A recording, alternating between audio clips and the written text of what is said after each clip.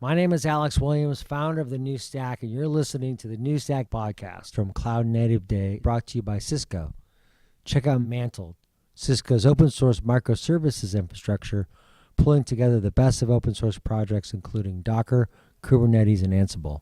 Learn more at mantl.io. That's mantl.io. All right. Hey, it's Alex Williams of the New Stack, and we are here at Cloud Native Day in Toronto, Canada, here with Ken Owens. Hey, Ken. Hey, Alex. Thanks for having me again. You bet. Ken of Cisco, and Lee Calcote, who is now with SolarWinds, but is still part of the New Stack family and will be for as long as we're going to be around. As long as you'll have me. Yep. So Ken, I want to talk a little bit about the projects you're working on right now, and I'm curious right now how you are starting to think about pluggable architectures and how Mantl fits into that pluggable architecture. And Lee, you just wrote the chapter in ebook on networking security and storage on networking in particular, which really covered it quite in depth. And so maybe you could talk a little bit about Mantl, how it's fitting in with things such as Project Calcote right now, and where you're going now with the networking story. I'm very curious about that. Yeah, definitely.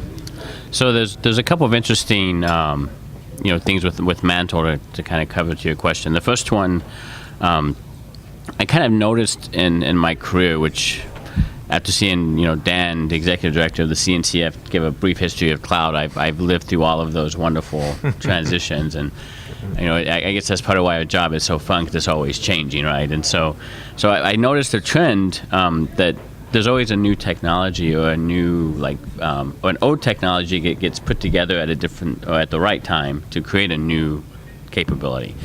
And so I started thinking, over the course of history, it's kind of like the stock market. The past doesn't always predict a positive future, but it does predict that you can kind of count on change happening in the future. And so the whole point of Mantl was, how do we create sort of a platform? And I use the term platform going back to my system engineering days, of hardware and software that gets componentized and put together in a set of subsystems that have interface definitions that talk to one another. You can understand that you have this subsystem available to you as an interface to how do you talk to that subsystem. You're not forced to use that subsystem, but if you're a developer and you're trying to run a business, your job isn't building subsystems, it's consuming the services that are available to you to consume, right? And so this isn't a model. If you think about power industry, you think about space and the technology development that happens in the space industry. If you think about just in general technology and the evolution of technology, this is pretty much a system engineering solution all the time, right? It's nothing. This isn't a new idea, right? And so how I applied it to Mantl was, you sort of have two different consumers that are leveraging software. You have the developers and the businesses that they represent, and you have the admins, whether they're sysadmins or network admins or however you want to call maybe the cloud admins now, right? But you have two different sets of users, and in general they're going after different use cases, right? And so for the developer, I wanted to sort of look at how do I help them automate their software development pieces? How do I help them to focus? In my view, the developers want to focus on writing code. They don't want to have to worry about how it gets deployed or where it gets deployed, but then they want to be able to run and operate that code in a continuous, integrated and continuous deployment model after that point, right? So there's like a continuum of, I write my code, I want to take advantage of these new services and capabilities that become available in the open source community, and I want to then be able to run and operate and understand how my code is running. So the dev and ops piece together, right?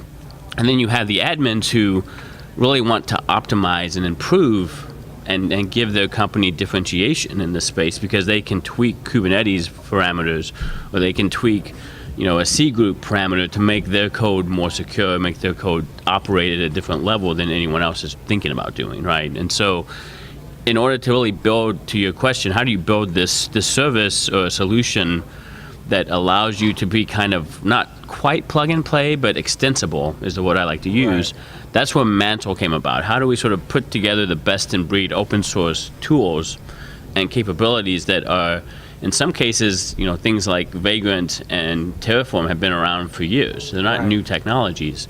But if you apply those same principles in a generic way to any application code that you could create now as a microservices architecture with containers and Kubernetes to orchestrate them, and you can bundle all of that together into a seamless integrated package that doesn't lock you into those tool choices. It gives you extensibility with an interface, but it gives you also an opinionated view of how this should work together, knowing what we know today. And that's what kind of Mantl came about. And then to your question on the networking, with Mantl, our view is we don't want to recreate open source technologies that exist and do a good job.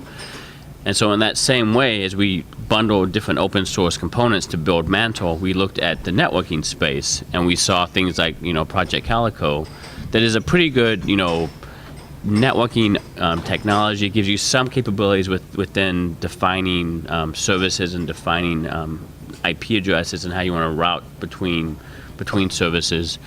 We also internally at Cisco, we have two projects. One is sort of focusing on application policy intent, which is called Conceive, and we have a net plugin and a storage plugin on that project where we're trying to help sort of, I guess I would call it, enable better networking around policies and controls that the network admins would care a lot about.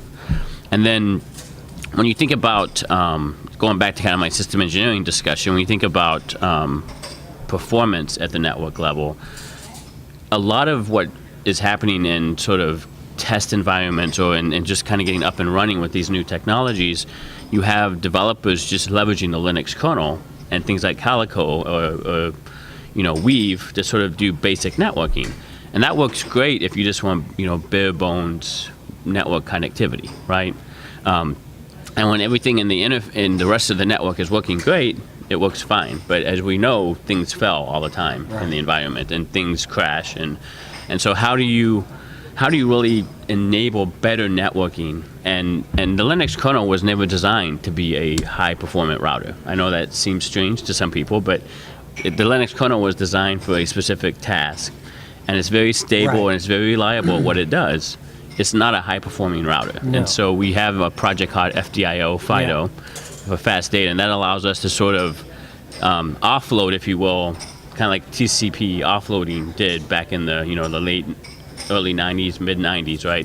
Allows us to offload some of the more rigorous processing that's needed to do high-performance routing out of the kernel without replacing the kernel. So we're not trying to replace the kernel, we're just trying to offload the routing so that we can get higher performing, better bandwidth type of use cases addressed. So, Lee, how does that compare to kind of the research you've been doing in and around container networking? Yeah. Really rather well. Actually, there's a number of points that Ken has brought up that are very interesting about the complexities of container networking and how those are changing kind of going forward for the administrator that's running those networks. Can you talk in particular about some of those complexities? Yeah, I think it sort of started with, in the container space, sort of started with getting into multi-host networking, and that started with overlay networking. Right. And that really greased the wheels, actually, for developers to come in and create some distributed systems applications that ran across hosts, and for them to because it was just easier for them to configure. Why was it overlay networking a breakthrough? It was because they didn't necessarily what they needed were two VMs or two hosts, and they didn't necessarily need to pick up the phone and call the network administrator to ask them to. They could just program it. Yeah. A lot of times I kind of mention that you have to kind of go back to what happened before cloud, and even in the early days of cloud, right? Your business and your developer would sit down with the network admin, and then they go sit down with the storage admin, then they go sit down with the compute admin. So the separate meetings for each of these IT groups, right? And they would say, I need to get from point A to point B, and I need an IP range to configure that I can be within. I need to know what my DNS and my gateway should be, right? And then they'd have to wait for the network team to go off and over a change weekend, like months later, actually make all the configuration changes. So you have to kind of, I think, go back to what life was like before automation. You know? And even with cloud, there's still a lot of manual configurations that happen with VLAN definitions on switches, right? And in the WAN, configuring, to get global routing table, it doesn't get updated automatically. I hate to tell people that. It's just you don't trust automation to update your global routing engine in your core router. So there's still a lot of manual configuration, but to the point that Lee's making in the data center, when you're talking about host to host, data center to data center communication, when you own that pipe, you can completely automate that whole process today. I still think that, part of that, part of people being willing to adopt automation and orchestration and being, trusting in that to make the right VLAN configuration change, or is, certainly there are systems that hey, you need strict ITIL change management to happen, and 4 and 5 reviews to make sure that you're not throwing off the world's, the internet.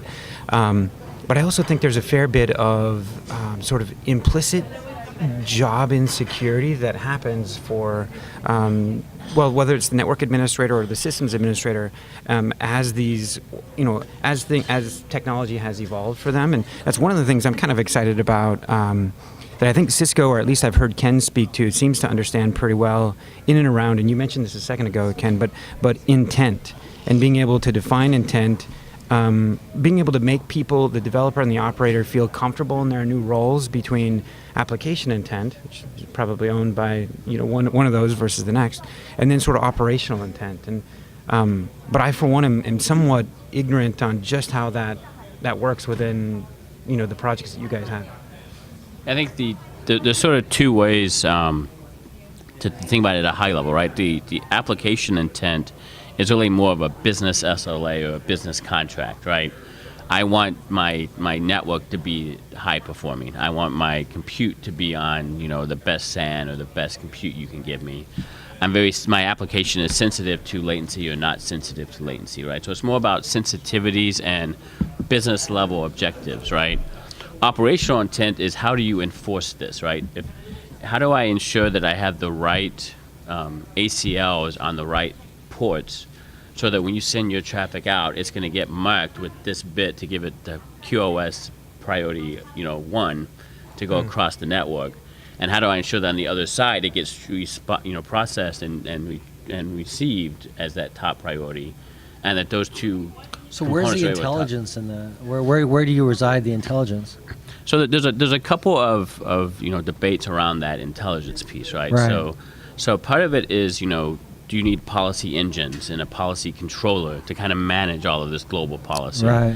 Do you pass it into the network controller? So you have all these SDN controllers that are sort of providing some of this operational intelligence today. Do you trust those network controllers to interoperate? When I say that, I mean, if I own both ends of this connection, I can own that SDN controller. But in this heterogeneous world that we live in, most of these SDN controllers are going to be outside of my ability to control. They're going to be owned by someone else, and I'm going to be trusting my provider, either cloud or telco provider, or my interface to this industry world that I'm connecting to. Right, I'm going to trust that interface to provide me some level of assurance, and that's where the SDN controller argument may break down a little bit, because you can't create policies between them. The place that we've been thinking about putting at Cisco is more into the orchestration layer. So making it part of your Kubernetes, making it part of your Mesos configurations, so that it's able to understand as things change dynamically and so quickly, it's able to make those changes in real time. You don't have to wait for some other system to do a process of a command and then come back with the result. You just make it part of that real-time flow. So it's in the control plane, but it operates in real time, and the changes are dynamic in nature. They're not static. But that creates, they're not static, right? Right. So that creates trade-offs, doesn't it? Because then the orchestrator becomes incredibly complex, doesn't it? It can become very complex. And how do you then manage that orchestrator, and so people can just do particular things that come out of it, right? So I talked about pluggable architectures before, and we were at Intel Developer Forum last week, and we talked about Snap and Grafana. And Snap and Grafana. Snap is the telemetry offering from open source project from Intel, and Grafana is the data visualization project, and they use pluggable architectures, right? You can do what you want with the orchestration environment. Right. I think that's a big piece that we've been doing, is sort of not looking at this as a point in time solution, or as it has to be like you have to build the biggest routing engine of all time to support this, but it's really more of a and when you think about databases, the term eventual consistency comes to mind, right? I've kind of applied that same philosophy to policy, right? It's eventually consistent policy. And so what I mean by that is when my service A wants to talk to my service B, I need to make sure that those two services communicate right away. Right. If I made the mistake, let's say there's like a bad actor, and that bad actor is attacking me, and I realize by looking at the data that service A shouldn't be talking to service B because I just got hacked, I need a way to sort of quarantine those services at that point and spin up other services that are not going to allow that to happen again, right? And so it may not, to your point, it's not as complex as it sounds, because it's not like I have to have this huge, table and index all these different rules. It becomes very simple and very basic in terms of allowing A and B to do a subset of things, and then measuring that, Right. and making sure that over time you're making that policy as consistent as you can, but it doesn't have to be immediately consistent. Right. It Right. seems like part of that debate, there's this pendulum that sort of swings between between centralized control and sort of centralized orchestration, and having global, being globally aware of all, kind of all of the operations that are happening in a given environment, versus, pushing that out to the edge. And I think Cisco has been, at least over the last decade or so, more towards architectures that push that intelligence out to the edge, which tends to make things probably a little more scalable, and maybe even in an IoT space is a good example of trying to get as much smarts out there as you can.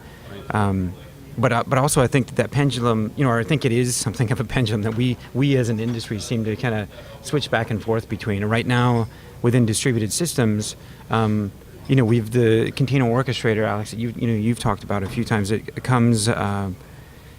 Is something of a focal point, and there is a fair bit of, a little bit of a war and kind of battles raging between which of those orchestrators might be best for particular use cases. But that, I think people have called into question whether or not that centralized command and Right. control is the right way to go. Yeah, I wonder too. I mean, so we've been talking about I guess the conventions that we can apply to container image formats and and how they and their runtimes, right? Right. But it also has come up. Should there be a deeper conversation about maybe thinking about it at a higher level, right, where we can think more about the constructs at the orchestration level, right, and how those really should be defining really then how then the formats and then the runtimes actually kind of do work. The network. So this is a perfect that we're that you brought up that topic, because I think that in distributed environments like that, as you look across these systems, that the network is almost more important than it ever was, and not that it wasn't ever important, but it really becomes front and center, because as you go back to the example of the attacker, going over and attacking service A and needing to switch traffic over.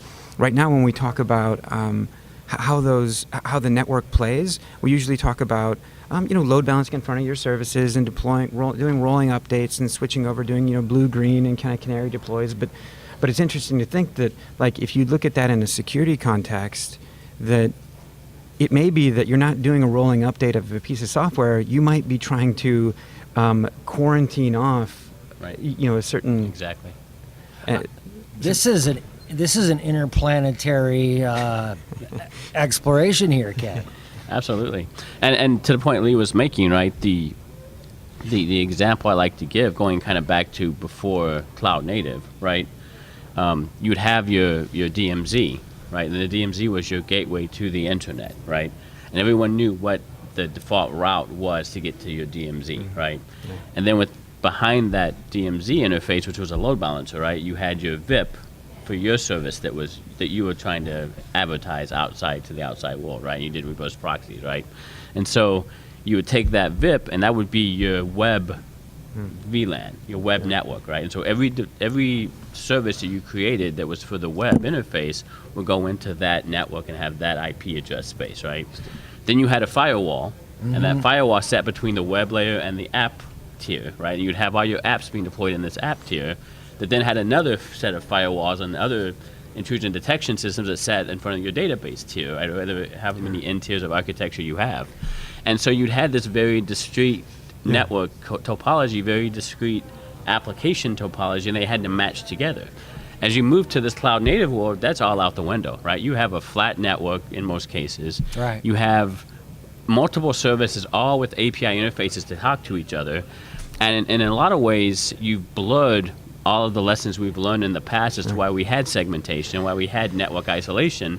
You're putting all of this now into the network, and you're asking your network to now manage the control plane and the data plane simultaneously, and to give you high performance, and to make sure your services are always up, and to make sure that you don't get hacked, and to make sure that there's isolation of your issues if something happens. And by the way, there's no eventing that comes out of these systems. So you have no idea when something happens.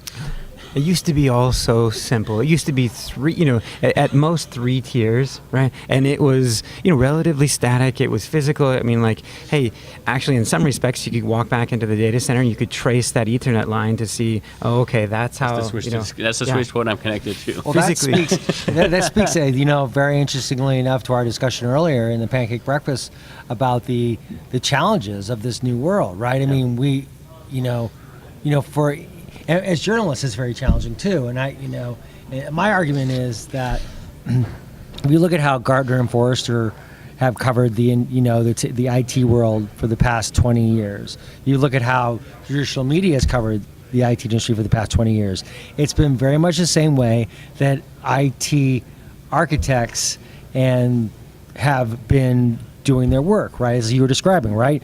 You had the networking people talk to the storage people who talk to the compute people, right? And so then there'd be a networking analyst and a networking beat reporter and a storage analyst and a storage beat reporter, right? Now it's just like, these now it's all kind of coming together, right? And we're starting to see kind of just one kind of hole there. Right. Everything's starting to shrink. And I think along those lines, right? It's a lot more complicated than it ever has been, and at the same time, it's a lot easier for the business to transform the way they do business than ever has been before. Right. So there's a trade-off that's an acceptable trade-off, right? Yeah, and I think what I'm doing at Cisco, and what I think Lee kind of was alluding to earlier, is right. There are some basic patterns of applications that we want to sort of, even if it's not a direct one-to-one mapping to the way things used to be, we want to sort of have a, if I'm a network admin, I want to know a server name when my service fails, right? So if I can give a service a name that actually means something, that when it pops up when I create this event using, whatever agent I plug into my container service so I can get an event out of it, when I get an event into my, my logging interface, Logstash, whatever you're using, right? It actually means something. It's not just some long UUID that has no meaning to me, right? Right. And I can actually understand, okay, this service is down. That means that this whole application environment is down because this service is a key service for application that it's using, and its application can't run without this service. So I need to actually restart this application service because it's required that it's there, right?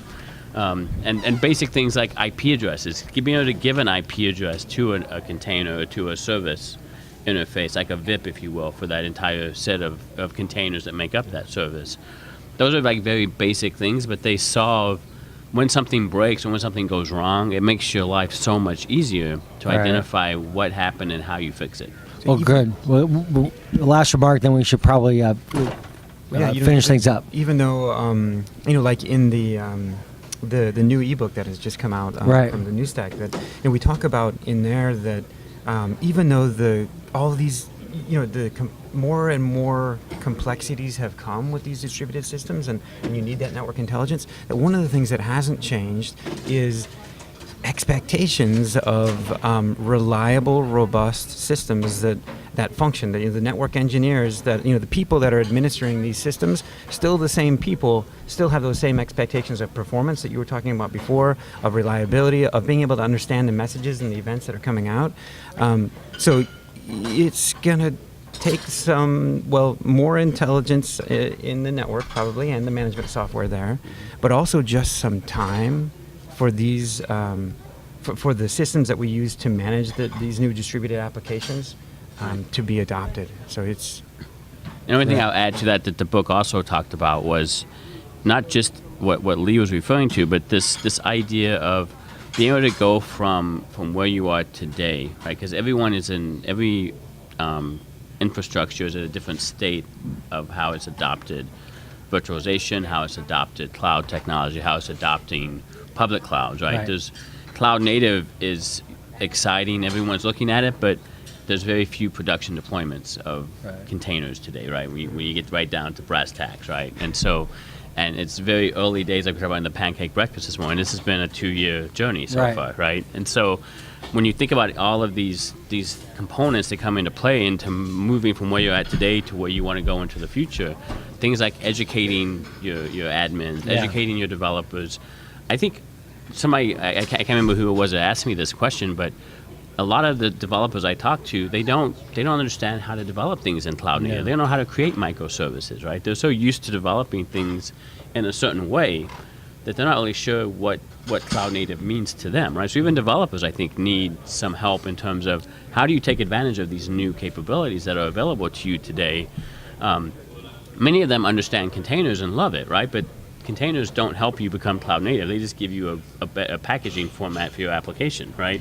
You can still create a monolithic application out of containers. And so, it's 4 gigabyte image. So how do you, these are things I think as an industry we still are early days discussing, but it's great to have the ebook and to have sort of some initial guidance in terms of where the industry is at, how this ecosystem's coming together. And I'm just really thankful to the New Stack for working on the ebooks and producing some great content to help the industry sort of start moving down this path. And thanks to Cisco for helping us make this possible and sponsoring the ebook and the pancake breakfast and the podcast today. And so, Ken, you guys have been big supporters of the New Stack, and we truly appreciate it. Great. I'm going to finish things up too here right now. We have more conversations to come today, but thank you guys both for participating. Ken, always interesting to have you here, and Lee, as always, your expertise is greatly valued and appreciated. So thank you guys. Thanks, Steve. Thanks, Alex. Yeah, thanks, Ken. You're listening to the New Stack podcast from Cloud Native Day, brought to you by Cisco. Check out Mantl, Cisco's open source microservices infrastructure, pulling together the best of open source projects, including Docker, Kubernetes, and Ansible. Learn more at mantl.io. That's mantl.io.